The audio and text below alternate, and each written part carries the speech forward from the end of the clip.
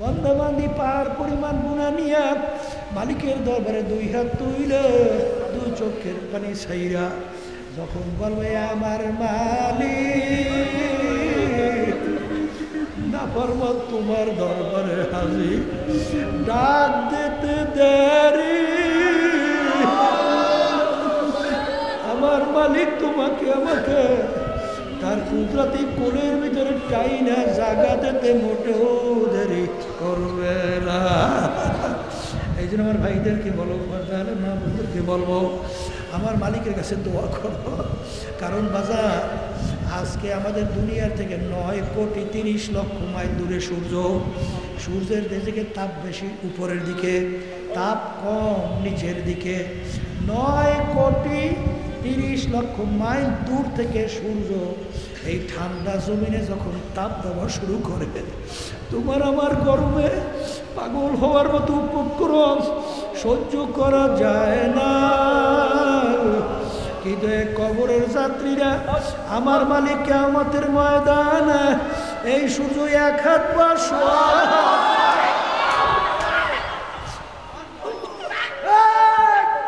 মাথার উপর আমার মালিক উপর করে ছাইরা দেবে, ছাইরা দিয়া বলবেন ও সূর্য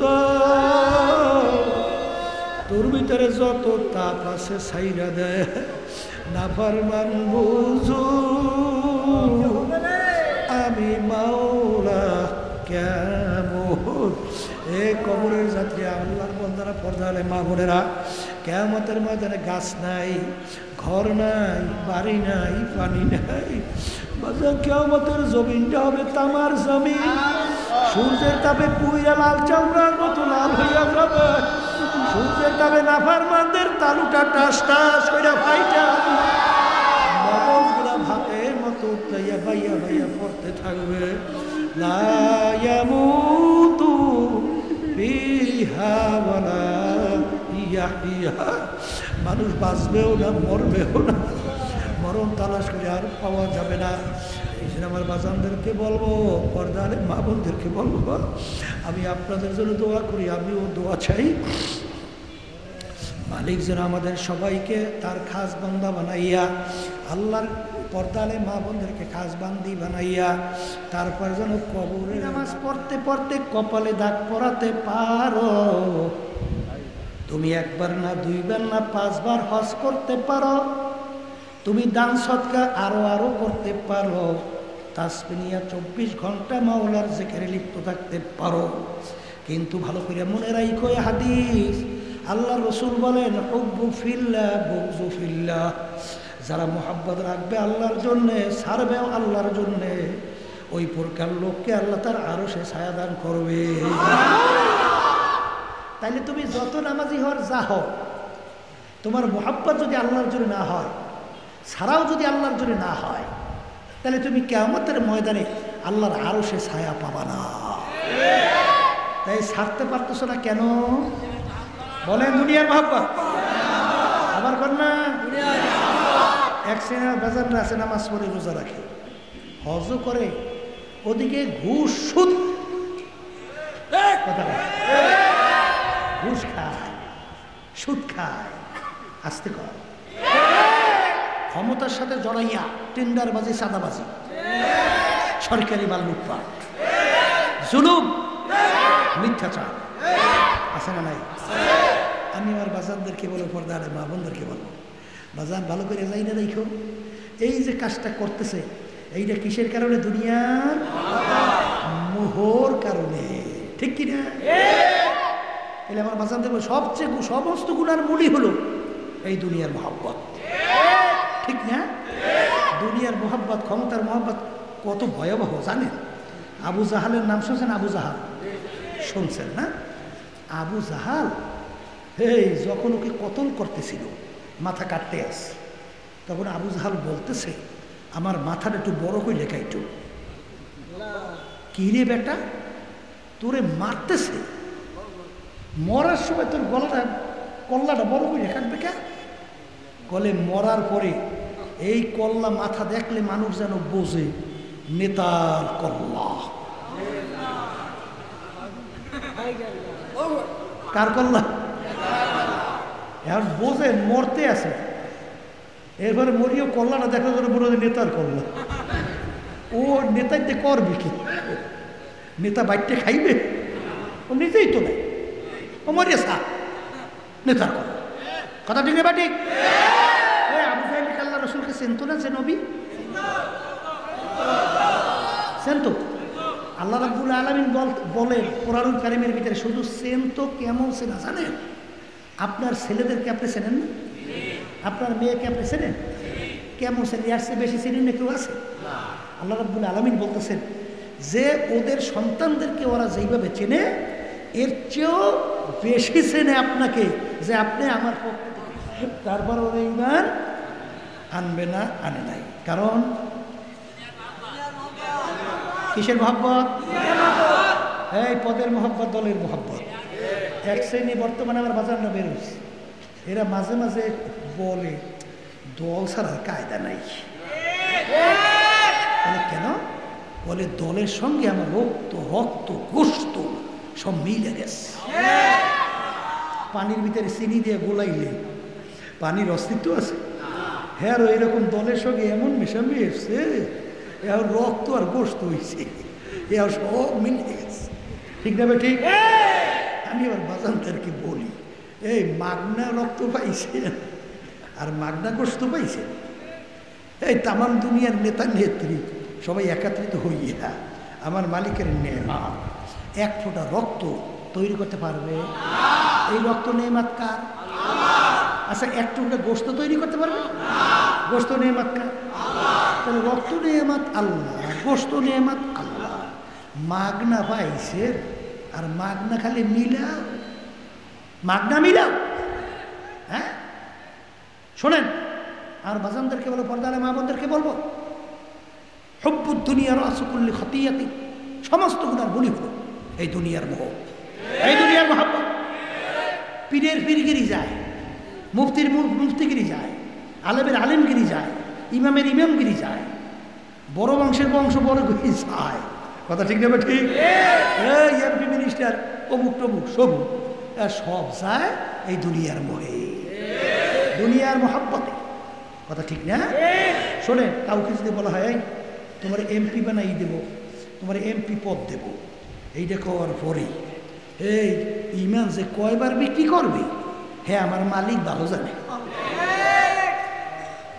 আমি মনে ভুল বলছি? আর আমি অনেক জিনিস জানি তো, এই জন্য বলতেছি। সারা বাংলাদেশ সবর করে আমি কিছু বুঝি না, আল্লাহর রহমতে আপনাদের তো কি। তাহলে এইটা রোগ, এইটা দূর করা লাগবে। এটা কি? আমিনু কামা আমানান নাস। আল্লাহ রাব্বুল আলামিন বলেন তোমরা ঈমান আনো। ঈমানের ধরনটা কেমন হবে? সাহাবায়ে কেরামরা যেভাবে ঈমান আনছিল। কথা ঠিক কি না? হাদিসের ভিতরে আল্লাহ রাসূল সাল্লাল্লাহু আলাইহি ওয়াসাল্লাম বলেন আখলিস দীনাকা ইয়াকফিকা আমালুল কালিল। তোমার অল্প আমলই যথেষ্ট নাজাতের জন্য, যদি তোমার ঈমান নির্ভেজাল, স্বচ্ছ, পুক্ত, মজবুত হয়। সাহাবায়ে কেরামদের ঈমানের অবস্থান কেমন ছিল? আবু বকর সিদ্দিক রাদিয়াল্লাহু তাআলার নাম শুনছেন, তার ছেলে তখন মুসলমান হয় নাই, কিন্তু তিনি তো মুসলমান হয়ে গেছে। এখন আবু বকর সিদ্দিক রাদিয়াল্লাহু তাআলা মুসলমানদের পক্ষে যুদ্ধ করে, আর তার ছেলে কাফেরের পক্ষে যুদ্ধ করে। ছেলে পরবর্তীতে মুসলমান হওয়ার পরে তার আব্বাকে বলতেছেন, আব্বা জান, অমুক যুদ্ধে এমন কায়দায় আপনি আমার সামনে পড়ছিলেন, আপনাকে ইচ্ছা করলে আমি কতল করতে পারতাম, মানে মারি ফেলতে পারতাম, কিন্তু আপনাকে আমি মারি নাই। কেন? যেহেতু আপনি আমার আব্বা। আবু বকর সিদ্দিক রাদিয়াল্লাহু তাআলা আনহু বলেন, বাবা আমি খোদার কসম করে বলছি, ওই সময় যদি তুমি আমার সামনে পড়তা, সঙ্গে সঙ্গে তরবারি দিয়ে তোমার মাথাকে আমি খণ্ডিত করে ফেলতাম। কারণ কি? কারণ তখন তুমি আমার আল্লাহর শত্রু, তুমি আমার রাসূলের শত্রু, তুমি মুসলমানের শত্রু, ইসলামের শত্রু, আমারও শত্রু। এই হলো তাদের ঈমানের অবস্থা। এই জন্য আল্লাহ বলছেন তোমাদের ঈমানের ধরনটা কেমন হবে? সাহাবায়ে কেরামরা যেভাবে ঈমান আনছিল, এই জন্য আমার বাজানদেরকে বলে, পর্দা আলে মা বোনদেরকে বলবো, এই অন্তরের এই রোগটা দূর করা লাগবে না লাগবে না? জোরে কর জোরে কর, লাগবে না? আমি ওদিকে লম্বা আলোচনায় যাব না। দুনিয়ার মোহাব্বতে পইয়া ইতিহাস কি, রেজাল্ট কি, ফলাফল কি, কেউ কোনোদিন চক্ষু বন্ধ করে মাঝে মাঝে চিন্তা করছে এর সব ফাঁকি না? কথা কয় না? তামাম দুনিয়ার মোট 4 জন লোক রাজত্ব করছিল, তামাম দুনিয়ার বাদশাহ, তামাম দুনিয়া। এর ভিতরে 2 জন মুসলমান, 2 জন অন্য জাতি। 2 জন মুসলমানের ভিতরে একজন বাদশা সিকান্দার বাদশাহ। তিনি ইন্তেকালের আগে ওসিয়ত করছিল, আমার মৌতের পরে গোসল করাবা, কাপড় পরাবা, এইবার ঘাটের মধ্যে উঠাইয়া আমার হাত ধরে একটু বাহিরে রাখবা, রাইকা শহরটাকে ঘুরাইয়া তারপর আমাকে দাফন করবা, ওসিয়ত। এখন ইন্তেকালের পরে তাই করছে, কাপড় পরাইছে, ঘাটের মধ্যে উঠে হাত বাহিরে রেখে এখন শহর ঘুরায়। যারা বোঝে না তারা বলছে, দেখছো বাদশাহ আজীবন আমাদের থেকে খাজনা এবং ট্যাক্স নিছে, এখন মরার পরেও কেমন হাত পেতে রয়েছে, মুরাজের খাজনা এবং ট্যাক্স আয়। বিজ্ঞ আলেমরা বলতেছে, ও বোকারা তোরা বোঝো নাই, বাদশা সিকান্দার ইন্তেকালের আগে ওসিয়ত করছিল মৌতের পরে বাহিরে হাত রেখে ঘুরিয়ে দাফন করার জন্যে। তিনি তামাম দুনিয়ার মানুষকে বুঝাতে চায়, ও তামাম দুনিয়ার মানুষেরা, আমি বাদশা সিকান্দারের মতো এত বড় বাদশা মনে দ্বিতীয় আর কেউ হইতে পারবি না। তামাম দুনিয়ার বাদশাই করলাম, কিন্তু আমি যখন কবরে রওনা করলাম একেবারে 2টি খালি হাত নিয়া কবরে রওনা করল। এই 2টা খালি হাত না আরো কিছু আছে? আপনি মুখ খুলে কইতে পারেন না? আছে আছে? এত টাকা রাখবা কোথায়, কাপনে যে পকেট না। আছে পকেট, আছে আছে আছে আছে, পকেট নাই নাই? আল্লাহু আকবার। শোনো, যারা দুনিয়ার মোহে আল্লাহর হুকুম ছাড়ছেন, দুনিয়ার মহব্বত, যারা নাকি পাগল হয়ে গেছে, এই করোনা ভাইরাসের সময় কিছুটা নমুনা আল্লাহ দেখাইছে না? আসতে কয় দেখাইছে। এই বাপে করোনা ভাইরাস আক্রান্ত, ছেলে পাশে আছে, মেয়ে, স্ত্রী, আত্মীয় স্বজন সব ফালাইয়া পালাইছে না? আমাদের বরিশালের ঘটনা, আমাদের দায়িত্বশীলরা বলতেছে, যেরকম করোনা ভাইরাসে এক ব্যক্তি আক্রান্ত, তার ছেলেরা যিনি কে মোবাইল করছে, আমাদের লোকজন হয়েছে করোনা ভাইরাসের রোগীদের সেবা করতো না, এবার ইন্তেকাল করলে তাদের জানাজা নামাজ, দাফন কাফন সব করতো না। এই তাই সেখানে মোবাইল করতেছে, ভাই আমার আব্বা তো করোনা ভাইরাস আক্রান্তে মারা গেছে, আমার বাপকে একটু দাফন কাফনের ব্যবস্থা করে। তাই ঠিকানা অনুযায়ী আমাদের লোকজন গেছে, যাইয়ে দেয় ওখানে কেউ নাই, কাউকে পায় না। এখন লোকটা কোথায় দেখে, একটা রুম আটকানো, তাও তালা মারা। আমাদের লোকজন ওই তালা ভাঙছে, ভাঙে ভিতরে ঢুকছে, ঢুকে দেখে লোকটা এখনো মারা যায় নাই, এখনো মারা যায় নাই। আমাদের লোকজন তাড়াতাড়ি করে তাকে কাঁধের ভিতরে উঠাইয়া তাড়াতাড়ি নিয়ে অক্সিজেন লাগাইছে। একটু সুস্থ হওয়ার পরে 2 চোখের পানি ছাড়ি দিয়ে কান্দে, পরে মারা গেছে। বলতেছে, ভাই আপনারা কারা, ভাই আপনারা কারা, যাদের জন্য জীবন শেষ করলাম, কথার কথা রাত্রকে রাত্র বলি নাই, দিনকে দিন বলি নাই, মাথার কাম পায় ফালাইয়া, যাদের জন্য বাড়ি করলাম, যাদের জন্য সম্পদ করলাম, আজকে এই কঠিন মুহূর্তে বিপদের সময় আজকে কেউ আমার পাশে নাই, সব আমাকে ফালাইয়া সব পালাইয়া চলে গেল। আপনারা কারা? এই কঠিন মুহূর্তে আপনারা আমার সহযোগিতা করতে আসছেন, কলম কাগজ নিয়ে আসে, আমার সমস্ত সম্পদ আপনাদেরকে লেখা দে।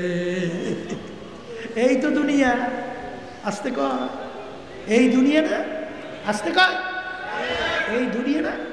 বাংলাদেশের ভিতরে একটা ঘটনা শোনেন নাই? এক বড় ধনী ব্যাংকার মারা যাওয়ার পরে দুই ছেলে, বাপের গোসল কাফন জানাজা দূরের কথা, বাপের নিয়ে লাশ ফালাইয়ে রাখছে গাড়ির গ্যারেজের মধ্যে। এদি বাংলাদেশে বিভিন্ন ফেসবুকে তোলফার হয়ে গেছে, দেখছেন অনেকে। ওদিকে দুই ছেলে বাপকে গোসল করাইয়া, জানাজা নামাজ পড়াইয়া, কাপড় কাপড় করা, এগুলো সব বাদ দিয়া দুই ছেলে সম্পদ নিয়ে ঝগড়া করে। বাপের রাইখে যাওয়া সম্পদ কে কত বেশি নিতে পারবে, এই জন্য ঝগড়া, মারামারি, কাটাকাটি। ওদিকে বাপের লাশ ফুইলা গন্ধ হওয়া শুরু হয়ে গেছে, দাপুর কাপড়ে খবর নাই। তখন এলাকার লোকজন সাদা ধইরা তারপর তাকে দাফন কাফনের ব্যবস্থা করছে। এই বাংলাদেশের ঘটনা। কার জন্য সম্পদ রেখে যাও? সন্তান কি দিনদার হয়েছে, আল্লাহওয়ালা হয়েছে? কার জন্য সম্পদ রাখো? এরা তো ডাকাইতের চেয়ে বড় ডাকাই। তোমার আমার কষ্ট অর্জিত সম্পদ লুটপাট করবে, কিন্তু তুমি আর আমি যখন নাকি অন্ধকার কবরে থাকবো তখন দুই চোখের পানি ছাড়বে আর হাতুড়ে রব আল্লাহর কাছে দোয়া করবে, রব্বির হামহুমা কামা রব্বায়ানি সগীরা। তাও বুঝি তোর কপালে জোটবে না।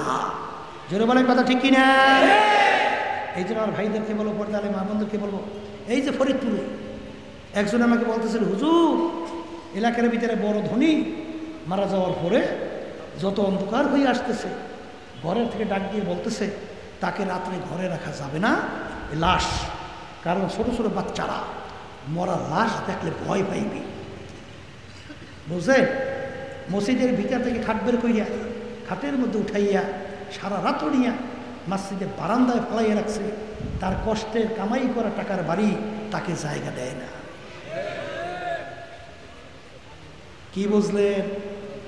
এই জন্য আল্লাহ রাসূল সাল্লাল্লাহু আলাইহি ওয়াসাল্লাম বলছে, আদ-দুনিয়া জিফাতুন ওয়া তালিবুহা কিলাহা। আমার উম্মতের এই দুনিয়াটা হলো একটা মরক বা মুর্দা। দুনিয়ার উদাহরণ কি সাথে? কোন কোন কোন? একটা মরকের সঙ্গে, এই একটা মরক যদি নদীর ভিতর দিয়ে, পানির ভিতর দিয়ে ভাইসা যায়, ওর পিছনে কোনো মানুষের দল দৌড়ায় না কুকুরের দল দৌড়ায়? আল্লাহ রাসূল সাল্লাল্লাহু আলাইহি ওয়াসাল্লাম বলে, এই দুনিয়াটা একটা মরকের মতো, মরকের মুর্দার মতো। যে এর পিছনে পড়বে আখিরাতের স্থায়ী জিন্দেগি ধ্বংস করবে। আল্লাহ রাসূল বলে, এরা হলো দুনিয়ার কুকুর। এরা কি? এখন এই কথা শুনলে তুই না, আবার ব্যবসা বাণিজ্যকেও সারিয়ে দিয়েন না, দোকানপাট সাইরেন না, ফসল করা বাদ দিয়েন না, অন্য অন্য হালাল রাজে কামাই বাদ দিয়েন না। এই আল্লাহর বান্দারা, কোনটা দুনিয়া এটা কিন্তু বোঝা লাগবে। এটা কি লাগবে? ব্যবসা বাণিজ্য এটাও কিন্তু আখেরাত, ফসলাদি করা এটাও কিন্তু আখেরাত, বিভিন্ন কায়দায় অন্যান্য হালাল উপার্জনের জন্য চেষ্টা করা এটাও কিন্তু আখেরাত। কারণ আল্লাহ রাব্বুল আলামিন কোরআনুল কারীমে কি বলছেন? ফাইদা কুদিয়াতিস সালাতু ফান্তাশিরু ফিল আরদ ওয়াবতাগু মিন ফাদলিল্লাহ ওয়াযকুরুল্লাহা কাসীরা। আল্লাহ রাব্বুল আলামিন বলতেছেন, তোমরা যখন জুমার ফরজ নামাজ আদায় করো, আদায় করার পর এখানে ফা শব্দ আসছে, সুম্মা আসে নাই। সুম্মা মানে একটু বিলম্বে, আর ফা শব্দ আসে বিলম্ব না কইরা তরিত নাইমে যাও।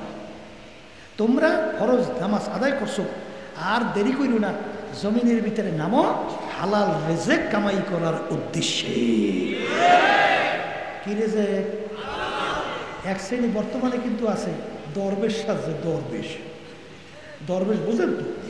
কামাই নাই, রোজগার নাই, ব্যবসা নাই, বাণিজ্য নাই, কাজ নাই, কর্ম নাই, এই এমন দরবেশ। নামি গুয়াম কে আজ দুনিয়া জুদা বাস, বাহার কর কে বাসিবা খোদাবাস। আমার মালিক তোমাকে আমাকে বলেন নাই, তুমি সমস্ত ব্যবসা বাণিজ্য দুনিয়ার সব কাজকর্ম বাদ দিয়া, বিবাহ শাদী সন্তানাদি বাদ দিয়া, ঘরের খবর না নিয়া তুমি জঙ্গলে যাও, ইবাদত করো। এটা কিন্তু তোমার আমার মালিক আমাকে তোমাকে হুকুম করে নাই। আবার কয় ঠিক না? ঠিক। সংসার ঠিক রাখা লাগবে, ব্যবসা বাণিজ্য ঠিক রাখা লাগবে, কিন্তু ব্যবসার ভিতরে বেজাল ঢুকানো যাইবে না। 2 নম্বর মালকে 1 নম্বর বইলে বিক্রি করা যাবে না, তাইলে ওইটা হয়ে যাবে দুনিয়া। তাহলে ওইটা কি হবে? আবার কর। হ্যাঁ, এখন দুনিয়া আখেরাত বুঝলেন তো, যে কোনটা দুনিয়া কোনটা আখেরাত? কথা হয় না, বুঝলেন তো? এই জন্য আমার বাচ্চাদেরকে বলবো যে যারা নাকি এই দুনিয়ার পিছনে পড়বে, আখেরাতের জিন্দেগি ধ্বংস করবে, আল্লাহ রাসূল সাল্লাল্লাহু আলাইহি ওয়াসাল্লাম বলছেন, হে কুকুরের দল, আর একটু আসতে পারে। আব্বাজান রহমতুল্লাহি আলাইহি এই যখন বাংলাদেশে প্রথম আন্দোলনের সূচনা, বুঝছেন, তখন সাংবাদিক সম্মেলন করা লাগবে না, আসতে লাগবে না, জানেন না?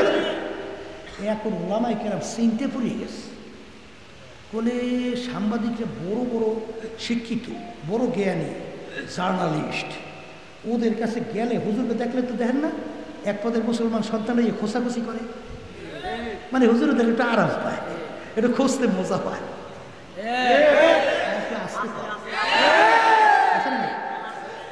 হুজুর খোঁজ পেয়ে এখন আলেমরা ভয় পাইছে যে যদি ওরা বিভিন্ন কায়দায় প্রশ্ন করিয়া ওলামায়ে কেরামদের আটকাইয়ে দেয়, তাহলে তো তামাম দুনিয়া ব্যাপী ওলামায়ে কেরামদের একটা বদনাম হয়ে যাবে, সবাই চিনতে অস্থির। আব্বাজান রহমতুল্লাহি আলাইহি তিনি বলতেছেন, এত চিন্তা করেন কে? বলে হুজুর চিন্তা করি তো জাতির জন্য, ইসলামের জন্য। বলে তাকে বলে যদি কোনো কায়দায় প্রশ্ন করে আমাদের আটকাইয়ে ঠকাইয়ে দেয়, তাহলে তো এটা ইজ্জত যাবে আলেমদের, ইজ্জত যাবে ইসলামে, তখন আমাদের কী অবস্থা হবে? তখন আব্বাজান রহমতুল্লাহি আলাইহি বলেন, আপনাদের ঈমান কি দুর্বল নাকি? বলে ঈমান দুর্বল এখানে। বলে এই আপনার হাদিস পড়েন নাই, কোরআনুল কারীম পড়েন নাই? বলে পড়ছি কি? বলে আল্লাহ রাসূল সাল্লাল্লাহু আলাইহি ওয়াসাল্লাম কি বলছে? যার ভিতরে আল্লাহর জিকির আছে সে হলো জিন্দা, আর যার ভিতরে আল্লাহর জিকির নাই ওরা হচ্ছে মরা। তো ওদের ভিতরে আল্লাহর জিকির নাই, ওরা হচ্ছে মরা, আর আমাদের ভিতরে আল্লাহর জিকির আছে, আমরা হইলাম জিন্দা। তাই জিন্দা বুঝি মরার কাছে যাইতে ভয় হয়, চলেন তো বিসমিল্লাহ কইয়া। এই যাওয়ার পরে যত প্রশ্ন করে করতে দেরি ঠাস ঠাস আল্লাহ বের করে দেয়। তাই জন্য বলতেছিলাম আমার বাজানদেরকে, শোনে যারা নাকি দুনিয়ার পাগল হয়েছে শূন্য রাখেন, মস্তে আশেক মস্তে মাশুক বাদশাহ মালে মস্ত পীরে মস্তে জিরে মস্তে শাইখ দর আসরারে মাস্ত। এ কবরের যাত্রীরা, দুনিয়ার ভিতরে যত মানুষ বিচরণ করে সব কিন্তু পাগলের দল। কেউ বা মেম্বার হওয়ার জন্য পাগল, কেউ বা চেয়ারম্যান হওয়ার জন্য পাগল, কেউ বা এমপি মিনিস্টার হওয়ার জন্য পাগল, কেউ বা পীর মুফতি মুহাদ্দিস হওয়ার জন্য পাগল, কেউ বা সম্পদ বেশি বেশি কামাই করার জন্য পাগল, কেউ বা সুন্দর গাড়ি বাড়ি করার জন্য পাগল, কেউ বা সুন্দরী মেয়ে বিবাহ করার জন্য পাগল। আর এক শ্রেণী মানুষ তারাও দুনিয়ায় বিচারণ করে, তারাও কিন্তু একদল পাগল, তারা কিন্তু আমার মাওলার পাগল। হে দুনিয়াদার পাগল, শুই না রাখো, যারা দুনিয়ার পাগল হইছ, আল্লাহকে ভুলছো, আখিরাতকে ভুলছো, একদিন ওই চিন্তা করতে থাকো, যেদিন তোমার বাড়ির দরজার মসজিদের মাইকে ঘোষণা হইতে থাকবে, বাড়িওয়ালা নাই রে বাড়ি, নাই রে দুনিয়াতে। এখন দুনিয়ার দিকে তাকাইয়া দেখো বাজান, কই তোমার টাকা, কই তোমার ক্ষমতা, কই তোমার সম্পদ, কই তোমার বাড়ি গাড়ি, কই তোমার দল, কই তোমার দলের নেতা নেত্রী? বরঞ্চ ঘরের ভিতর থেকে ডাক দিয়া বলে তাড়াতাড়ি করো, বেশিক্ষণ থাকলে ফুললা ফাইটা পয়সা গন্ধ হইয়া যাবে। কেউ দৌড়ে দোকানে কাপড় কেনার জন্য, কেউ দৌড়ে বাজারে বাঁশ কাটার জন্য, কেউ দৌড়ে খুনতে কুড়াল নিয়াম কবর খোদার জন্যে। ওদিকে ইমাম সাহেব আল্লাহু আকবার আল্লাহু আকবার তোমাকে সামনে রাইখা তাকবীর 4টা দিয়া বলতেছে, আব্দুল করিম যাও যাও, আর আর কোনদিন এই জমিনে থাকতে পারবা না। আর যারা আমার মাওলার পাগল হবে তারা দুনিয়াতেও বাদশা, আখিরাতেও বাদশা। কিয়ামতের ময়দানে আল্লাহর পাগলেরা উঠবে। আরে উঠে কোথায় হিসাব, কোথায় নিকাশ, কোথায় বেহেশত, কোথায় দোজখ, কোথায় সূর্যের তাপ, তাদের কোনো খেয়াল থাকবে না। উঠে পাগলের মতো দৌড়াইবে, দৌড়াইবে আর বলবে আমার মাওলায় আমার মালিক তোমাকে আমি একটু দেখতে চাই। হাদিসের ভিতরে আছে সাতারাউনা রাব্বাকুম কামা তারাউনাল কামারা লাইলাতাল বাদরে। আল্লাহ পূর্ণিমার চন্দ্র যেরকম আকাশের ভিতরে উঠলে বিরাবিরি যেরকম দেখতে লাগে না, এরকম আল্লাহ রব্বুল আলামিন বন্দাবান্দির সঙ্গে এভাবে হাজির হয়ে যাবে। বন্দাবান্দি আল্লাহকে দেখবে, বিরাবিরি লাগবে না। এই জন্য আমার ভাইদেরকে বলো, পর্দালে মা বোনদেরকে বলবো, বাজান সম্মান যদি চাও আল্লাহ বলা হইয়া যাও। দুনিয়াতেও সম্মান, আখেরাতেও সম্মান। আমি কিছুদিন আগেও পটুখালী জেলা মির্জাগঞ্জ থেকে মাহফিল কইরা যখন গেছিলাম আর এক মাহফিলে বাজান, তখন ইয়ারউদ্দিন সাহেব রহমাতুল্লাহ আলাইহি নদীর কিনারায় ঘুমায়া রইছে। দেখলাম স্পিড বোটটা আস্তে থামাইয়া দিল, থামাইয়া একটু টবের কইরা তারপর আস্তে আস্তে জায়গা পার হইয়া আবার চালায়।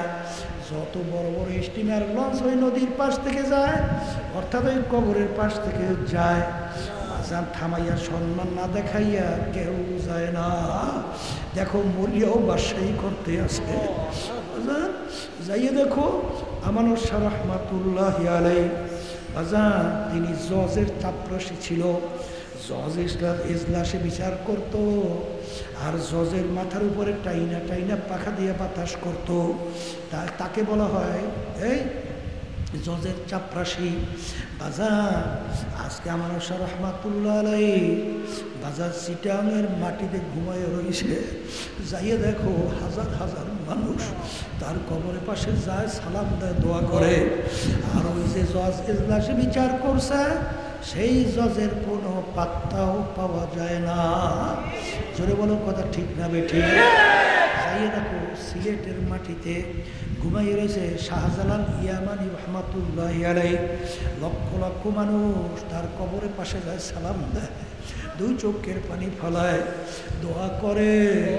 আর ওদিকে ঢাকার মাজারে যাইয়া দেখো, আরে কত বাংলাদেশে বড় বড় প্রেসিডেন্ট মন্ত্রীরা পইরা রইছে। কই একজন দিনদার আল্লাহওয়ালা মানুষ ওদের কবরের পাশে একটু সালামও দেয় না, বরঞ্চ বলে শয়তানরা মরছে ভালো হইছে। জোরে বলেন কথা ঠিক কিনা? বাবাদেরকে বলো, পর্দালে মামুনদেরকে বলবো, বাজান এই দুনিয়ার মোহ ছাড়ো, হিংসা ছাড়ো, অন্তরের রোগগুলা দূর করো। এই অন্তরের রোগগুলা দূর করার জন্য মহা একটা ঔষধ হইল আল্লাহ রাব্বুল আলামিনের জিকির বেশি বেশি করা লাগবে। আল্লাহ রাসূল সাল্লাল্লাহু আলাইহি ওয়াসাল্লাম বলেছেন, লিকুল্লি শাইইন সিকালা ওয়া সিকালাতুল কুলুবি যিকরুল্লাহ। প্রত্যেকটা জিনিস ময়লা হয়ে গেলে পরিষ্কার করার যন্ত্র হাতিয়ার আছে। তোমার আমার গুনার কারণে কলবের ভিতরে যে জং পড়ছে, ময়লা পড়ছে, দাগ পড়ছে, ওই কলবের রোগ দূর করার জন্যে হাতিয়ার যন্ত্র অস্ত্র হইল আল্লাহ রসুল বলেন আল্লাহর জিকির। কার জিকির? একটু পরীক্ষা করে দেখতে পারেন না? একটু পরীক্ষা করে দেখা যায় না? যায় যায় যায়। যারা আল্লাহর জিকির করে তাদের চোখের ভিতরে পানি আসে না? আছে আছে। এই যাদের ভিতরে আল্লাহর জিকির নাই ওদের চোখের দিকে তাকাইয়ে দেখেন তো যে ওদের চোখে পানি আছে কিনা। আপনি বিচার করেন। আর চোখের পানি সারা জাহান্নামের আগুন ঠান্ডা হবে? একটু কন না, হবে হবে। আল্লাহ রাসূল সাল্লাল্লাহু আলাইহি ওয়াসাল্লাম কি বলছে? মান বাকা মিন খাশিয়াতিল্লাহ হারামাল্লাহু তিলকাল আইনা আলান্নার। যেই চক্ষু আমার মাওলার ভয় কাঁদবে ওই চক্ষুর জন্য জাহান্নামের আগুন হারাম। লা ইয়ালিজুন নার মান বাকা মিন খাশিয়াতিল্লাহ। হাত্তা ইয়াউদাল লাবানু ফিদ দরহি। হাদিসে আল্লাহ রাসূল সাল্লাল্লাহু আলাইহি ওয়াসাল্লাম বলেন, যেই চক্ষু মাওলার ভয় কাঁদবে সেই চক্ষু জাহান্নামেতে এরকম অসম্ভব, যেরকম গাভীর বান্দের থেকে দুধ দোহাইয়া ওই বান্দে ঢুকানো যেরকম অসম্ভব, ওই আল্লাহর বান্দিকে এরকম জাহান্নামে দেওয়া অসম্ভব। এই কথাটা কি আমি বলছি? আল্লাহ রাসূল বলছেন। আল্লাহ রাব্বুল আলামিন কি বলছেন? ফাল ইয়াদহাকু কালিলাম ওয়াল ইয়াবকু কাসীরা। আমি বলছি না আল্লাহ কি বলছে? বেশি বেশি পরিমাণে কান্দো আর কম কম হাসো। কানতে বেশি কইছে না হাসতে বেশি কইছে? এই আল্লাহ কইছেন আমি কইছি? হ্যাঁ, বর্তমানে কিন্তু এক শ্রেণীর বক্তা বাই দিয়েছে, ওয়াজ করে খালি শ্রোতাদেরকে হাসায়। নাউজুবিল্লাহ করেন না? আবার এক শ্রেণীর শ্রোতারা আছে শুধু তারা হাসে, যদি হাসানের উদ্দেশ্যে আলোচনা রাখে আর হাসবার উদ্দেশ্যে বয়ান শুনে সম্পূর্ণ হারাম। আল্লাহ রাসূল সাল্লাল্লাহু আলাইহি ওয়াসাল্লাম জীবনে একবার উঁচু স্বরে শব্দ করে হাসছে? তার জীবনে আমরা পাইনি, জানি না, শুনি নাই। আল্লাহ রাসূল সাল্লাল্লাহু আলাইহি ওয়াসাল্লাম বেশিরভাগ মিসকি হাসতেন। একটু বেশি হাসলে সামনে থেকে দুই একটা দাঁতের মাথা দেখা যাইত, যেটাকে দহেক বলা। কি কথা ঠিক না বেঠিক কইছি? হ্যাঁ। আর বর্তমানে বাইরেছে আবার কয় কি হাসেন হাসেন হাসেন, জোরে ককা হাসি শরীয়তের দৃষ্টিতে হারাম। এই জন্য আমার বাজানদেরকে বলবো, দেখে যাদের ভিতরে আল্লাহর জিকির নাই ওদের চোখে পানি আছে? আমি ভুল বলছি? আমি ভুল বলছি? চোখে পানি আছে? আর চোখে পানি ছাড়া জাহান্নামের আগুন ঠান্ডা হবে? হবে হবে হবে। এত সহজ মনে করিলেন না মেয়া। হ্যাঁ, ওমর রাদিয়াল্লাহু আনহু ইতিহাস পড়িয়ে দেখেন, কানতে কানতে গালে দাগ পড়েছে। কি ওসমান গনি রাদিয়াল্লাহু আনহু ইতিহাস পড়িয়ে দেখেন, কানতে কানতে অনেক সময় দাঁড়ানো অবস্থায় ছাস করে বসে পড়ছে। আলী রাদিয়াল্লাহু আনহু ইতিহাস পড়িয়ে দেখেন, কানতে কানতে থরকম পড়ে গেছে। সাহাবায়ে কেরামদের ইতিহাস পড়িয়ে দেখেন, কানতে কানতে জীবন শেষ করছে। হ্যাঁ, আর চোখে পানি নাই, চিন্তাও নাই। চোখের পানি আনতে হইলে কলব তাকে নরম হওয়া লাগবে। শক্ত জমিনে ফসল হয়? আর একটু কয়, শক্ত জমিনে ফসল হয়? ফসল হওয়ার জন্য জমিন নরম করা লাগে। গুনার কারণে তোমার আবার কলম শক্ত হয়ে গেছে। আল্লাহর জিকির আজকারের মাধ্যমে, আল্লাহর হুকুম ফরজ ওয়াজিব সুন্নাতের উপর আমল করার মাধ্যমে এই শক্ত দিলটা নরম হয়ে যাবে, তখনই চোখে পানি আসবে। কথা ঠিক কিনা? এরপরে আমার বাজানদেরকে অত লম্বা আলোচনা আমি যাব না, সংক্ষেপ টাচ দিতেছি, শোনেন। লা সলাতা ইল্লা বিহুজুরিল কলব। আল্লাহ রাসূল সাল্লাল্লাহু আলাইহি ওয়াসাল্লাম বলছেন, যেই নামাজের ভিতরে হুজুরি কলব থাকবে না, খুজু থাকবে না, সেই নামাজটা হবে না। সেই নামাজটা হবে না। আমি বলছি, আল্লাহ রাসূল বলছেন। খুজু বুঝেন তো? হ্যাঁ, এই নামাজের ভিতরে একাগ্রতা, দিলটা আল্লাহ মুখী হইয়া থাকা, যেই নামাজে থাকবে না সেই নামাজ হবে না। যদি পুরো নামাজের মধ্যে একবারও না আসে, পুরো নামাজই হবে না। ঠিক হাদিসের ভিতরে আসছে, এরকম 2 রাকাত নামাজ যদি জীবনে পড়া যায়, তাকবীরে তাহরিমা থেকে শুরু করে সালাম ফিরে আনবে। তাকবীরে তাহরিমা বুঝেন তো? আল্লাহু আকবার, আমরা বলছি না, এইটার নাম কি? তাকবীরে তাহরিমা। এই তাকবীরে তাহরিমা কথা বুঝছেন থেকে শুরু করে সালাম ফিরান পর্যন্ত মুহূর্তের জন্য আপনার দিলটা যদি এদিক ওদিক না হয়, আল্লাহ মুখী হয়ে থাকে, এরকম 2 রাকাত নামাজ আপনার জন্য বেহেশত ওয়াজিব, জাহান্নাম হারাম।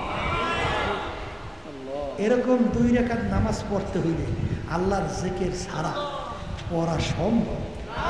একটু পরীক্ষা করে দেখেন। এই জন্য আল্লাহ রাব্বুল আলামিন কোরআন কারীমে যেটা বলছেন, ওয়া যাকারা ইসমা রাব্বিহি ফাসাল্লা, ওয়া যাকারা ইসমা রাব্বিহি ফাসাল্লা। আল্লাহ বলতেছেন, তোমরা আগে আমার নামের জিকির করো, এরপরে নামাজ আদায় করো। আগে কি কইছে? আসতে কয়। আগে কি কইছে? এরপরে কি কইছে? নামাজ পড়তে কইছে। তা আল্লাহর নাম কি? আল্লাহ আল্লাহ আল্লাহ আল্লাহ আল্লাহ আল্লাহ আল্লাহ আল্লাহ আল্লাহ আল্লাহ আল্লাহ। কি আল্লাহর জিকির করা লাগবে? এই ইন্না আক্রামাকুম ইনদাল্লাহি আতকাকুম,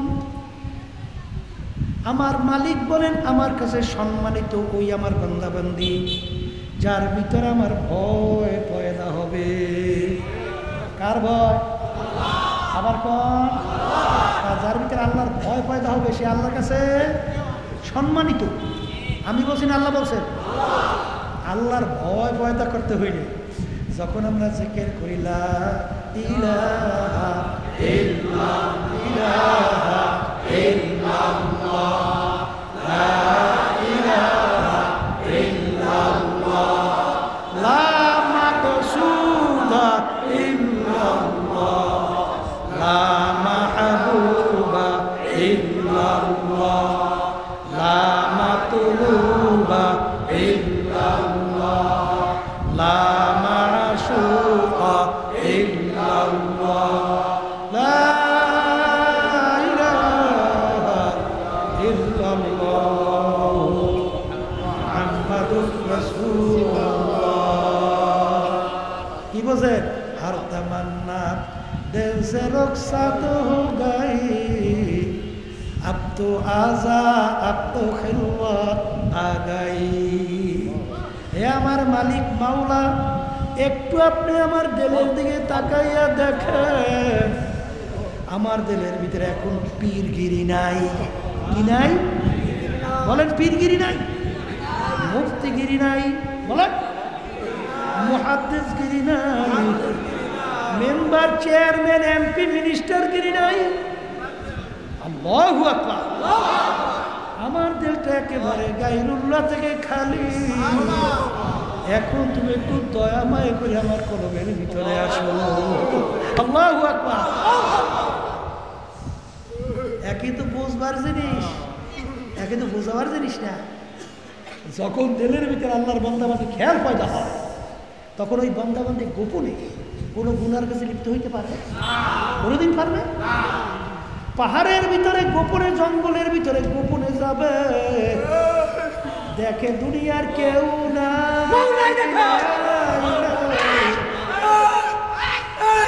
ওদিকে তাকাইয়া তাকাইয়া দেখে কেউ দেখে না, কিন্তু আমার মালিক, আমার মাশুক, আমার মাওলা আমার দিকে তাকাইয়া আছে। এই যার ভিতরে খেয়াল পয়দা হয় সে কোনোদিন জুলুম করতে পারে না, সে কোনোদিন অন্যায় করতে পারে না, সে কোনোদিন মিথ্যা বলতে পারে না, সে আশরাফুল মাখলুকাত মানুষকে বিভিন্ন অত্যাচার করতে পারে পারে পারে পারে কারণ কেউ দেখে না, একজন তো দেখে, সে কে? আল্লাহু আকবার। এই খেয়াল ভিতরে পয়দা হওয়ার জন্য আমার মালিকের জিকির ছাড়া সম্ভব না। বাজার আসাও ফাতার ইদিন কাশাফাল গুবারো আফরা সুনতাহ তারজুল কাম হেমারো।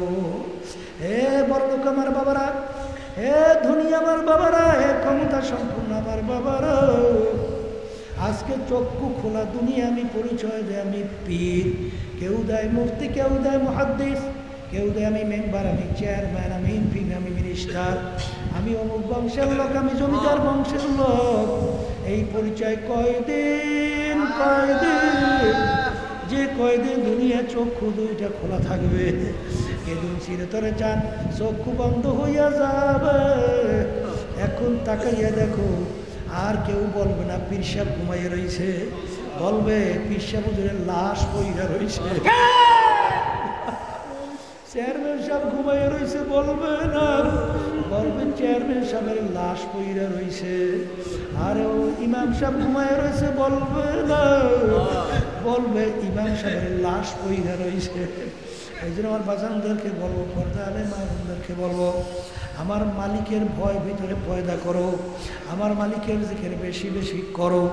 কারণ আমার মালিকের জিকির যখন বেশি করবা, আমার মালিক বলেন আনা জালি সুম্মাল জাকারানি, তুই বইসে যখন আমার স্মরণ জিকির করো, আমি কুদরতি ভাবে তোর সঙ্গে বৈশা যা। কাদের সঙ্গে বসে? বলেন জাকিরদের সঙ্গে। কাদের সঙ্গে বসে? হ্যাঁ, তুমি সেকেন্ড না করে তোমার সঙ্গে আমার মালিক বসবে? হ্যাঁ, বসবে বসবে। আর যদি নাই বসে, আমার বাজানদেরকে বলবো, পর্দালে মা বোনদেরকে বলবো, শোনেন, কে কোন সময় কিভাবে দুনিয়া থেকে বিদায় নিয়ে রওনা করবে জানা আছে? নাই নাই নাই। একবার যদি কেউ দুনিয়া থেকে ফিরে কবরে যায় আর দ্বিতীয়বার ফেরত আসা যায়? তাই যদি নাই যায়, আমি আমার ভাইদেরকে বলবো, পর্দালে মা বোনদেরকে বলবো, আমার মালিক যখন মাহফিলে নিয়ে আসছেন, এই খালেস তওবা করেন, এই মালিকের কাছে দোয়া করেন, মালিক তোমার পাগল না বানাইয়া কবরে নিও না। طاعت توفيق طاعت حمزة يا মানাত ওয়া ইজাবাত হামজাতু। সন্তান জোর করে মাকে টাইনা দুধ খাবে, এই শক্তি কিন্তু সন্তানের নাই। সন্তান যখন ওয়া ওয়া করে কান্দে, মায়ের কাজ হাতের থেকে ঠাস করে পড়ে যায়। সন্তানের কান্না মা সহ্য করতে পারে না, মা দৌড় দেয়, দৌড়ে যাই দেখে সন্তানের তামাম গায়ে পায়খানা পৌঁছাবে। সন্তানকে আগুনে ফালায় না, পানিতেও ফালায় না, ধোয়াইয়া পোষাইয়া কোলে না, আদর করে। মা সন্তানকে যত মায়া করে তার সে 100,000 গুণ বেশি মায়া করে আমার মালিক বান্দাবান্দিকে। বান্দাবান্দি পাহাড় পরিমাণ গুনাহ নিয়া মালিকের দরবারে 2 হাত তুইলে 2 চোখের পানি ছাইরা যখন বলবে, আমার মালিক নাফরমান তোমার দরবারে হাজির, ডাক দিতে দেরি, আমার মালিক তোমাকে আমাকে তার কুদরতি কোলের ভিতরে টাইনা জাগা দিতে মোটেও দেরি করবে না। এই জন্য আমার ভাইদেরকে বলো, মা বোনদেরকে বলবো, আমার মালিকের কাছে দোয়া করো। কারণ বাজার, আজকে আমাদের দুনিয়ার থেকে 9,30,00,000 মাইল দূরে সূর্য। সূর্যের দিকে তাপ বেশি উপরের দিকে, তাপ কম নিচের দিকে। 9,30,00,000 মাইল দূর থেকে সূর্য এই ঠান্ডা জমিনে যখন তাপ দেওয়া শুরু করে, তোমার আমার গরমে পাগল হওয়ার মতো উপক্রম সহ্য করা যায় না। কিন্তু কবরের যাত্রীরা আমার মালিক কিয়ামতের ময়দানে এই সূর্য 1 হাত বা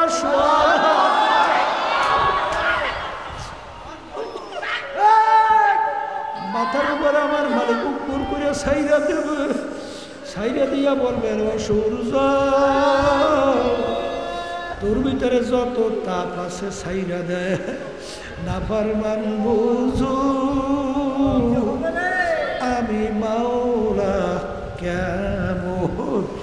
এ কবরের যাত্রী আল্লাহর বন্দারা, পর্দালে মা বোনেরা, কিয়ামতের ময়দানে গাছ নাই, ঘর নাই, বাড়ি নাই, পানি নাই। কিয়ামতের জমিনটা হবে তামার জমিন, সূর্যের তাপে পুইরা লাল চামড়ার মতো লাল হইয়া যাবে। সূর্যের তাপে নাফরমানদের তালুটা টাস টাস করে ফাইটা মগজগুলা ভাতের মতো উঠলাইয়া বাইয়া বাইয়া পড়তে থাকবে। লা ইয়ামুতু ফিহা ওয়ালা ইয়াহইয়া। মানুষ বাঁচবেও না, মরবেও না, মরণ তালাশ করে আর পাওয়া যাবে না। এই জন্য আমার বাজানদেরকে বলবো, পর্দালে মা বোনদেরকে বলবো, আমি আপনাদের জন্য দোয়া করি, আমিও দোয়া চাই। মালিক যেন আমাদের সবাইকে তার খাস বান্দা বানাইয়া, আল্লাহর পর্দালে মা বোনদেরকে খাস বান্দি বানাইয়া তারপর যেন কবরে ডাক দেয়, আল্লাহুম্মা আমিন। এ ঘরের মেয়ে লোকেরা হাত উঠাও, গুনার কথা মনে করো, 2 চোখের পানি ফেলো, দরবারে কান্দো, আর মাওলার কাছে মাপ চাও। যদি কান্না না আসে, মন কি বুঝো রে মন? একদিনে ঘরের দরজা দিয়া নতুন বউ হয়ে উঠছিল রে মন। কত মেয়ে লোকে শরবত খাওয়াইল, কত মেয়ে লোকে বাতাস করলো, আবার এমন একটা সময় আসবে এই ঘরের দরজা দিয়ে মরা লাশ হইয়া কানবে।